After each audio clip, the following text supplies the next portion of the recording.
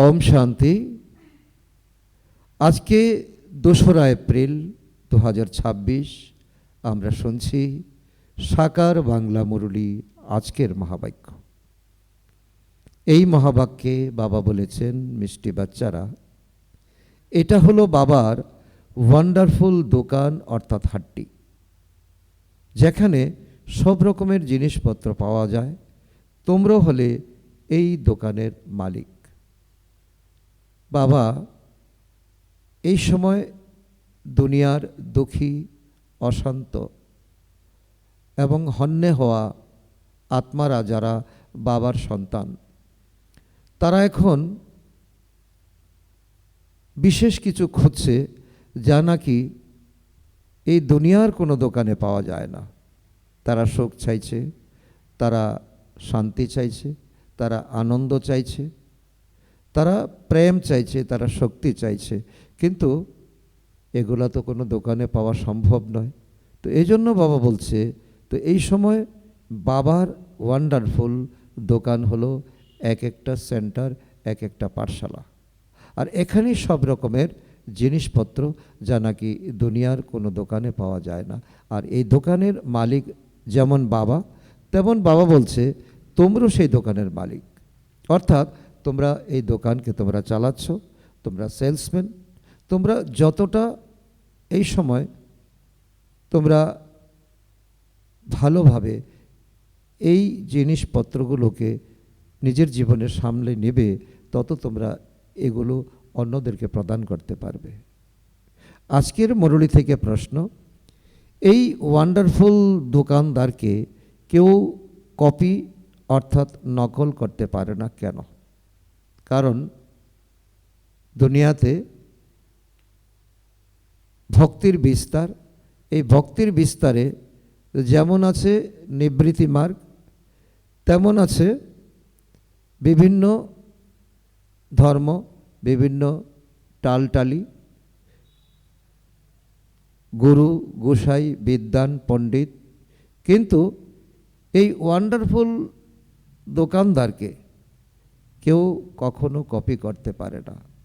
অর্থাৎ যতই তারা মন্ত্র জপ তপ যাই কিছু করে থাকুক, কিন্তু কি করে জীবনে সুখ শান্তি পাওয়া যায়, এটা একমাত্র শিব ভগবান ছাড়া, বাবা ছাড়া কেউ কখনো এই জিনিস কাউকে প্রদান করতে পারে না। তার উত্তরে বাবা বলছেন, উত্তর কেননা এটা স্বয়ংই সকল খাজানার ভাণ্ডার, জ্ঞানের, সুখের, শান্তির, পবিত্রতার, সকল জিনিসের সাগর। যার যেটা চাই সেটাই পাওয়া যায়। নিবৃত্তি মার্গের লোকেদের কাছে এইসব জিনিসপত্র পাওয়া যাবে না। কেউই নিজেকে বাবার সমান সাগর বলতে পারবে না। দুনিয়ার মানুষ নিজেও যেমন ঠকছে, অন্যকেও ঠকাচ্ছে। আর প্রবৃত্তি মার্গের কথা বলে তো লাভ নেই। তারা হঠযোগ শেখাচ্ছে, যারা মায়েরা বোনেরা কখনো করতে পারবে না। আর তারা এই স্বয়ং খাজানার মালিক, স্বয়ং পরমপিতাকে, যিনি নাকি সকল ভাণ্ডারের মালিক, তো ওনাকে কেউ কপি করতে পারে না। কারণ তিনি বলছেন, নিজেকে আত্মা মনে করে আমাকে স্মরণ করো, জন্ম জন্মান্তরের পাপ তোমার আত্মা থেকে মিটে যাবে, মুছে যাবে, পরিষ্কার হয়ে যাবে, আর তুমি শুদ্ধ আত্মা হয়ে যাবে। আজকের মুরলী থেকে গীত, তোমাকে পেয়ে আমরা সারা জগৎকে পেয়ে গেছি। তো মাটি তো মাটি, জমি তো জমি, আমরা আকাশকে পেয়ে গেছি। তো এই গানের গভীরতা, মূল্যবোধ, সারাংশ অত্যন্ত গভীর। ওম শান্তি। এখন বাচ্চারা বসে আছে অসীম জগতের বাবার সামনে। ওনাকে অসীম জগতের বাবাও বলা যায়, অসীম জগতের দাদাও বলা যায়। আর পুনরায় অসীম জগতের বাচ্চারা বসে আছে, আর বাবা অসীম জগতের জ্ঞান প্রদান করছেন। বাবা আজকে অসীম শব্দটাকে তো ক্লিয়ারভাবে আমাদের সামনে তুলে ধরেছেন। অসীম জগতের বাবা, অসীম জগতের জ্ঞান, অসীম জগতের দাদা। যা নাকি দুনিয়াতে বাবা দাদা ঘরে ঘরেই আছে, কিন্তু তারা এই দুনিয়ার কথোপকথন, দুনিয়ার জ্ঞান বিস্তার করা, দুনিয়ার জ্ঞান মন্থন, তারা চিন্তন মন্থনে তারা ব্যস্ত, কিন্তু অসীম জগতের বিষয় নিয়ে দুনিয়ার কোনো মানুষ নেই বা কোনো মানুষ চর্চাই করে না। লৌকিকের কথা এখন ছেড়ে দাও। কি বলছেন বাবা? লৌকিকের কথা এখন ছেড়ে দাও। লৌকিকে সীমিত জগৎ নিয়ে ব্যস্ত। এখন বাবার থেকে অসীম জগতের উত্তরাধিকার নিতে হবে। তো হাট তো এই একটাই। বাবা বলছে অসীম জগতের উত্তরাধিকারের যে হাট বাজার, যে বাজার হলো একটাই। মানুষের এটা জানা নেই যে আমরা কি চাই। মানুষ নিজেই জানে না, ভুলে গেছে। মায়ার জগতে এসে এই হাটে, এখন এই দুনিয়ার হাটে চলতে চলতে যে ঈশ্বরের যে হাট আছে সেটাও ভুলে গেছে, আর মায়ার হাটে এখন চক্কর খাচ্ছে। যা প্রয়োজনীয় সেটাও চাইছে, যা প্রয়োজন নেই সেটাও চাইছে। তো অসীম জগতের বাবার হাট তো অনেক বড়। তাকে বলাই যায় সুখের সাগর, পবিত্রতার সাগর, আনন্দের সাগর, জ্ঞানের সাগর, দয়ার সাগর।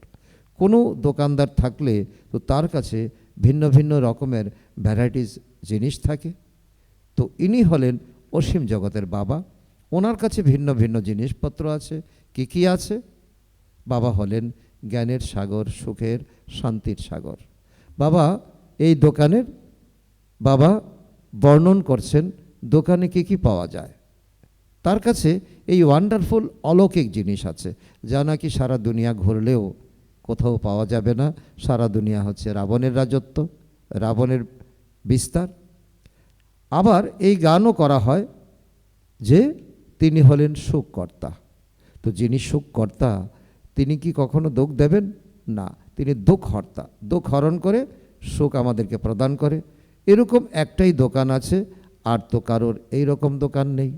ব্রহ্মা বিষ্ণু শঙ্করের কাছে কি জিনিস আছে? আছে কি? কিছুই নেই। তো ওরাও তো ভগবান থেকে, ঈশ্বর থেকে, তো ওরাও তো শক্তি নিচ্ছে। সব থেকে উঁচু জিনিস আছে বাবার কাছে। তো এই জন্য ওনার মহিমা গাওয়া হয়ে থাকে। তমৈব মাতাশ্চ পিতাব তমৈব, তমৈব বন্ধুশ্চ সখা তমৈব।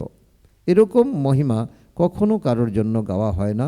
মানুষ উন্নতির জন্য উদ্ভ্রান্ত হতে থাকে, উন্নতির জন্য উদ্ভ্রান্ত, মানুষ শান্তির জন্য উদ্ভ্রান্ত হতে থাকে। কারোর ওষুধ চাই, কারোর অন্য কিছু চাই, কারোর অন্য কিছু চাই। তো সেসবের জন্য তো লৌকিক দোকান আছে, ঔষধের দোকান আছে, বা স্টেশনারি সামগ্রী আছে, কাপড়ের দোকান আছে। সমগ্র দুনিয়াতে সকলের কাছে লৌকিকের জিনিস আছে। তো ইনি এক বাবা যার কাছে অসীম জগতের জিনিস আছে, যার জন্য মহিমা গাওয়া হয়ে থাকে যে পতিত পাবন, মুক্তিদাতা, জ্ঞানের সাগর, আনন্দের সাগর।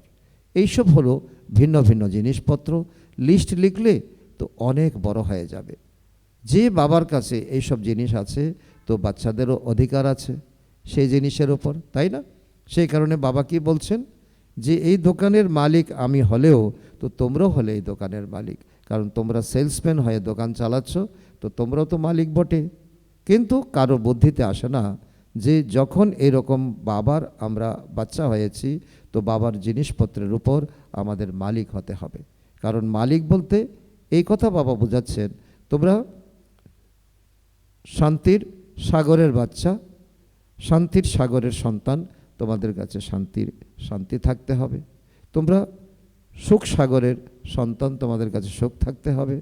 সেজন্য বাবা আসেনি ভারতে। বাবার কাছে যা কিছু জিনিসপত্র আছে সেসব কিছু অবশ্যই তিনি নিয়ে আসবেন। বাবা বলছেন আমি হাতে করে স্বর্গ নিয়ে এসেছি, আমি হাতে করে তোমাদের জীবনের যা কিছু অভাব, অর্থাৎ শতগুণী আত্মার যা কিছু এখন প্রয়োজন, আত্মার এখন জ্ঞান নেই, পবিত্রতা নেই, সুখ নেই, শান্তি নেই, আনন্দ নেই, প্রেম নেই, শক্তি নেই, তার কাছ থেকে নেওয়ার জন্য আমরা যেতে পারবো না। বাবা বললেন যে আমাকেই আসতে হবে। কারণ এখন এমনটাই অবস্থা হয়ে গেছে, আমাদের ডানা মায়া রাবণ কেটে দিয়েছে, আমরা উঠতে জানি না, আর আমাদের সেই শক্তি নেই, আমাদের মন ভারী হয়ে গেছে, তো আমরা উঠতেই পারছি না। তো ভগবান নিজে, পরমপিতা নিজে এসছেন ব্রহ্মার শরীরে আমাদেরকে এক এক জিনিস প্রদান করার জন্য।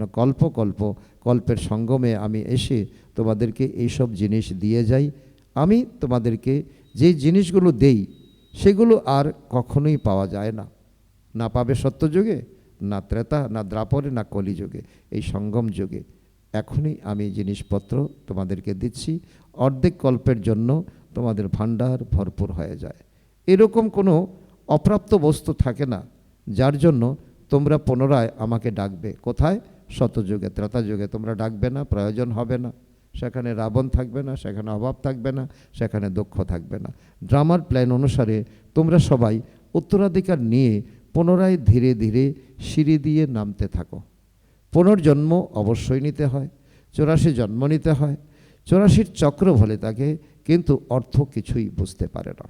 কারণ এই উত্থান পতনের সিঁড়ি বাবা বলছে তোমাদের এতটাই ক্লিয়ার, যেমন তোমরা ঘরে ওঠানামা করো যে সিঁড়ি, এই সিঁড়িকে তো বোঝো, কিন্তু জীবনের সিঁড়ি, 84 জন্মের সিঁড়ি, এটাও বলো 84 চক্রের সিঁড়ি, কিন্তু এটাতে তোমার জীবন, এটা তোমরা ভুলে গেছো। 84 পরিবর্তে 84 লক্ষ জন্ম বলে দেয়, মায়া ভুল করিয়ে দেয়। তো এটা কখনোই তোমরা বুঝতে পারছো, তোমরা এখনই তোমরা বুঝতে পারছো, আবার তো এসব কিছুই ভুলে যাবে। এই সঙ্গম যুগে তোমাদের এই জ্ঞান সত্যযুগে প্রালব্ধ হয়ে যাবে, সত্যযুগে ভুলে যাবে জ্ঞান। এই সময় জিনিসপত্র গ্রহণ করছো, সত্যযুগে রাজত্ব করবে, কিন্তু তাদের এটা জানা নেই যে এই রাজত্ব আমাদেরকে কে দিয়েছিলেন। কারণ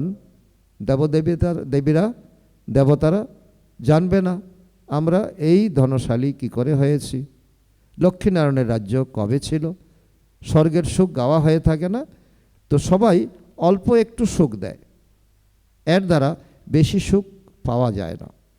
পুনরায় সেই সুখও লোপ পেয়ে যায়, অর্থাৎ অর্ধেক কল্পে পরে রাবণ এসে যায়, আর কি করে রাবণের রাজত্ব শুরু হয়ে যায়, আর রাবণ সব সুখ ছিনিয়ে নেয়। এটাই হলো আমাদের উত্থান পতনের ইতিহাস। কারো প্রতি রাগ করলে তো বলা হয় তোমার কলা কায়ায় নষ্ট হয়ে গেছে।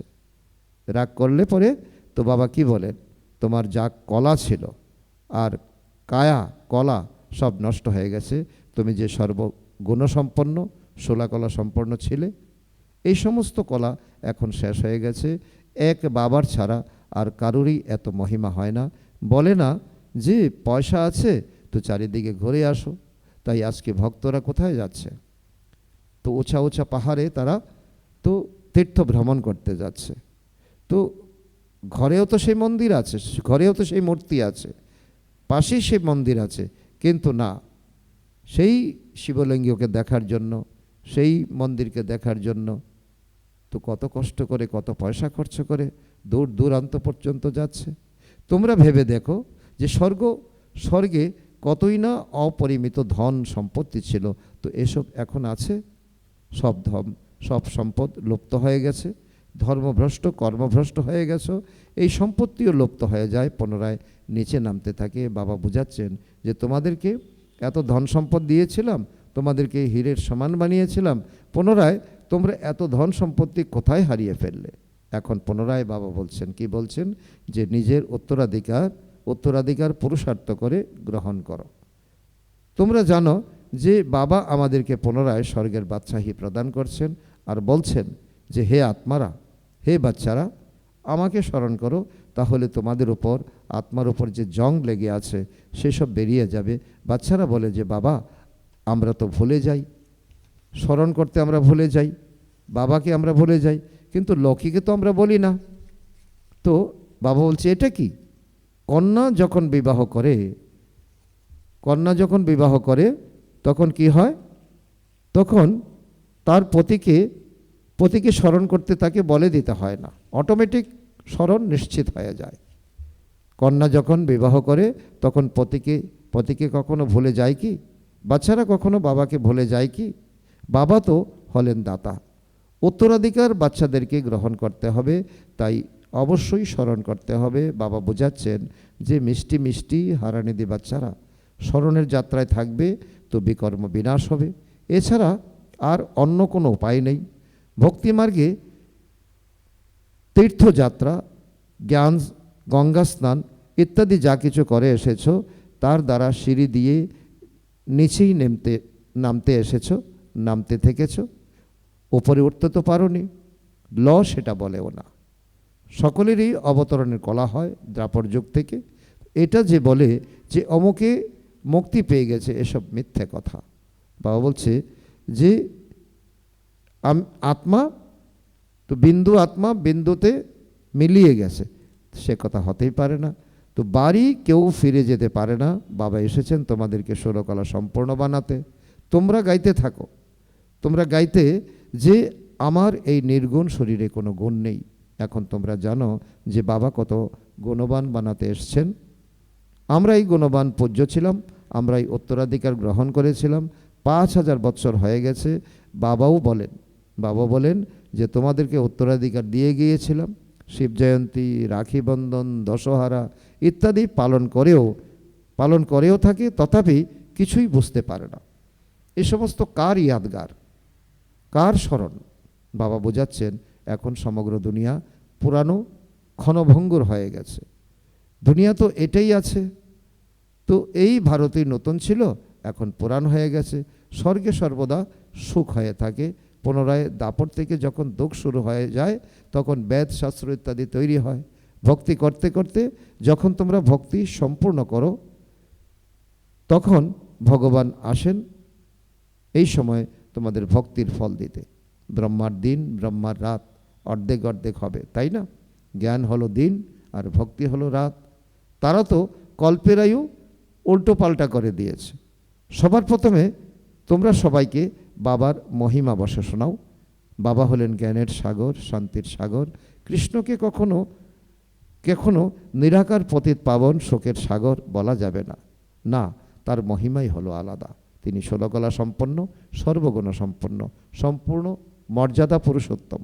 রাত দিনের পার্থক্য আছে ভগবানের আর ভগবানের সন্তানের।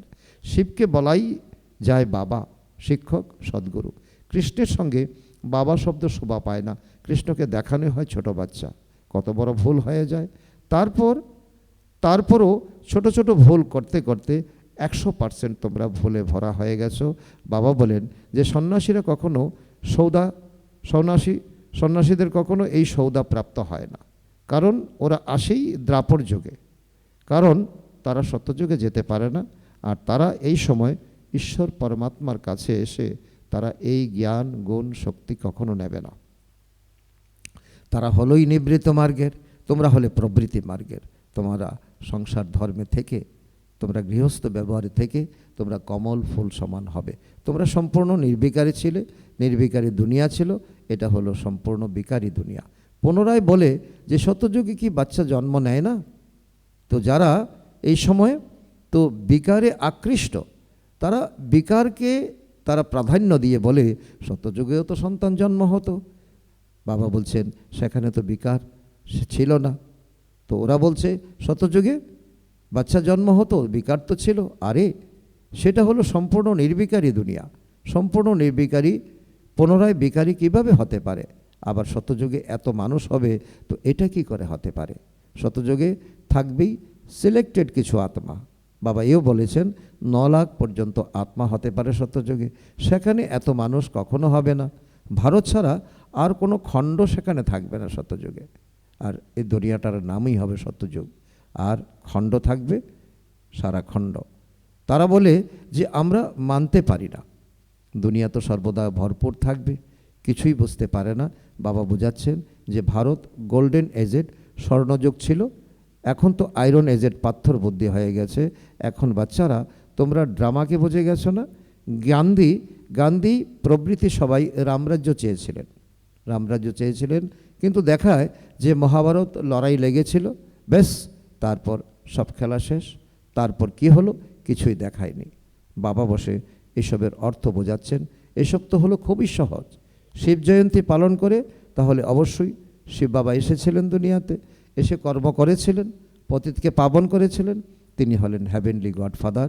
তো অবশ্যই হ্যাভেন অর্থাৎ স্বর্গের গেট খুলতে আসবেনই তখন যখন নরক হয়ে যাবে। হ্যাভেনের দ্বারা খুলে, হ্যাভেনের দ্বার খুলে হেল অর্থাৎ নরকের দ্বার বন্ধ করে দেবেন পরমপিতা পরমাত্মা। আর যখন হেলের দ্বার খুলে তখন হ্যাভেনের দ্বার বন্ধ হয়ে যায়। স্বর্গের দ্বার খুললে অবশ্যই সবাই স্বর্গে আসবে। এইসব কথা কোনো ডিফিকাল্ট নয়। এবার প্রশ্ন, তো যারা শতযুগের বাসিন্দা, শতযুগে যাবে, তারা সহজভাবে এই জ্ঞানকে মন্থন করবে, এই জ্ঞানকে গ্রহণ করবে। আর যারা শতযুগের যাত্রী নয়, তারা এই জ্ঞানকে ডিফিকাল্ট করে দেবে, তারা উল্টো পাল্টো প্রশ্ন করবে। মহিমা কেবল একমাত্র বাবারই আছে। তো শিব বাবারই একটাই দোকান, তিনি হলেন অসীম জগতের বাবা। অসীম জগতের বাবার দ্বারা ভারতের স্বর্গ সুখ প্রাপ্ত হয়। অসীম জগতের বাবা স্বর্গ স্থাপন করেন। বরাবর অসীম জগতের শোক ছিল। পুনরায় আমরা নরকে কেন পড়ে আছি এটা কেউ জানে না, কারণ আমরা নরকবাসী, দুনিয়াটা নরক হয়ে গেছে, আবর্জনায় ভরপুর হয়ে গেছে বলে তো সবাই, কিন্তু তো কেন পড়ে আছি সেটা তো কেউ জানে না। বাবা বোঝাচ্ছেন যে তোমরাই ছিলে, পুনরায় তোমরাই নেমে গেছো, তোমরাই ছিলে স্বর্গের বাসিন্দা, এখন তোমরা নরকে নেমে এসেছো। দেবতাদেরই 84 জন্ম নিতে হয়, এখন এসে পতিত হয়ে গেছে, তাদেরকেই পুনরায় পবিত্র হতে হবে। বাবার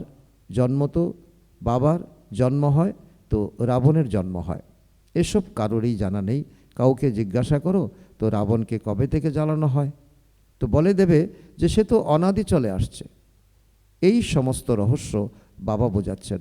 তো সেই বাবার একটাই দোকানের মহিমা আছে।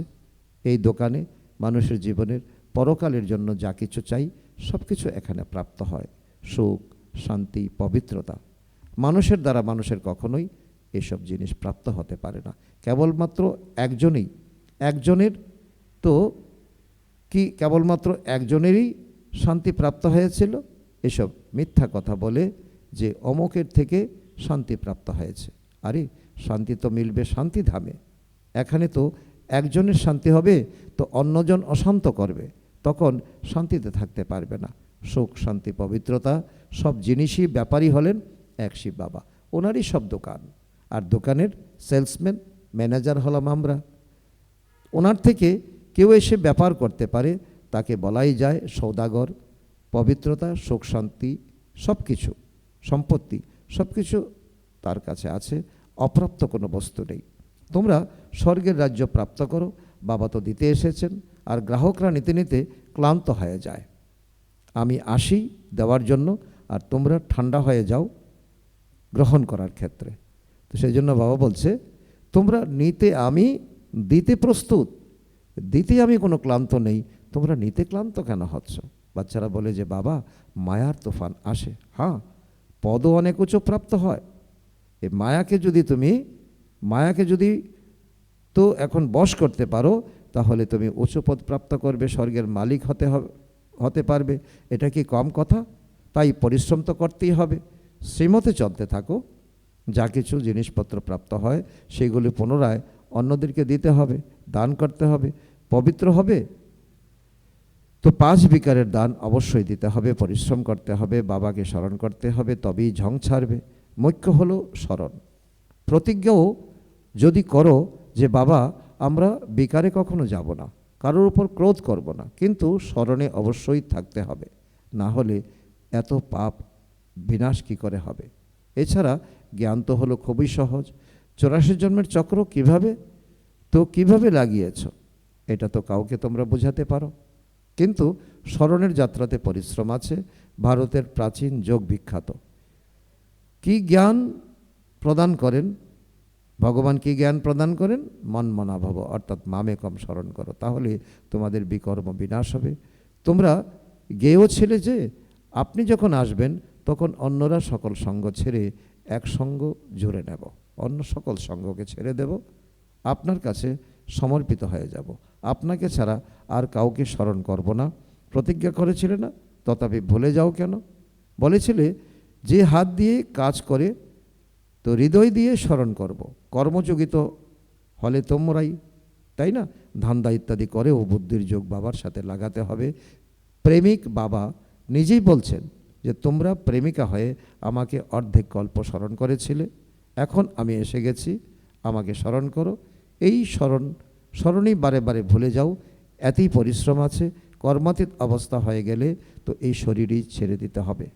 যখন রাজধানী স্থাপন হয়ে যাবে তখন তোমরা কর্মাতীত অবস্থাকে প্রাপ্ত করবে। এখন তো সবাই হলে পুরুষার্থী। সবথেকে বেশি মাম্মা বাবা স্মরণ করেছিলেন, সূক্ষ্ম লোকেও সেটা দেখা যায়। বাবা বোঝাচ্ছেন যে আমি যার মধ্যে প্রবেশ করি তার সেই জন্ম হলো অনেক জন্মের অন্তিম জন্ম, সেও পুরুষার্থ করছে। কর্মাতীত অবস্থাতে এখনও কেউ পৌঁছাতে পারবে না। কর্মাতীত অবস্থা এসে গেলে তো পুনরায় এই শরীর আর থাকতে পারবে না, শরীরকে ছাড়তে হবে। বাবা তো অত্যন্ত ভালোভাবে বোঝাচ্ছেন। এখন যারা বুঝছে তাদের বুদ্ধিতে আছে যে বাবার তো এই শিক্ষা কি, বাবার শিক্ষাকে ধারণ করলে আমাদের কি প্রাপ্তি হবে। হ্যাভেনলি গডফাদার হলেন একজনই, তার কাছেই জ্ঞানের সব কিছু সামগ্রী আছে, তিনি হলেন জাদুঘর। আরও তো আর কারো কাছ থেকে সুখ শান্তি পবিত্রতার উত্তরাধিকার প্রাপ্ত হতে পারে না। বাবা অত্যন্ত ভালো রীতি বোঝাচ্ছেন, বাচ্চাদেরকে ধারণ করে অন্যদেরকে ধারণ করাতে হবে। যতটা ধারণ করবে ততই উত্তরাধিকার নিতে পারবে। দিন প্রতিদিন অনেক পুষ্টিকর জিনিস প্রাপ্ত হতে থাকবে। লক্ষ্মীনারায়ণকে দেখো কত মিষ্টি, তাদের মতো মিষ্টি হতে হবে, তবেই বিশ্বের মালিক হতে পারবে। আচ্ছা, মিষ্টি হারানিধি বাচ্চাদের প্রতি মাতা পিতা বাপদাদার স্মরণের স্নেহ সুমন আর সুপ্রভাত। আত্মাদের পিতা তার আত্মারূপী বাচ্চাদেরকে জানাচ্ছেন নমস্কার। আর কি কখনো সৎসঙ্গে এরকম বলা হবে কি? এটা হলো আমাদের একেবারে নতুন ভাষা, যাকে স্পিরিচুয়াল নলেজ বলা হয়। আমরা বাচ্চাদের থেকে বাপদাদাকে জানাই স্মরণের স্নেহ সুমন, সুপ্রভাত, নমস্কার, ধন্যবাদ বাবা, ধন্যবাদ। আজকের মুরলী থেকে ধারণার জন্য মুখ্যসার 1 নম্বর, বাবার দ্বারা যে সুখ শান্তি পবিত্রতার জিনিসপত্র বক্ষর প্রাপ্ত হয়েছে সেগুলি সবাইকে দিতে হবে। প্রথমে বিকারের দান দিয়ে পবিত্র হতে হবে, পুনরায় অবিনাশী জ্ঞান ধনের দান করতে হবে। নাম্বার 2, দেবতাদের মতো মিষ্টি হতে হবে। বাপ দাদার কাছে যে প্রতিজ্ঞা করেছিলে তা সর্বদা স্মরণে রাখতে হবে, আর বাবার স্মরণে থেকেও বিকর্ম বিনাশ করতে হবে। আজকের বাপদাদার মধুর বরদান আমাদের বাচ্চাদের প্রতি, নিমিত্তভাবের স্মৃতির দ্বারা নিজের প্রতিটি সংকল্পের প্রতি অ্যাটেনশন রেখে নিবারণ স্বরূপ ভব।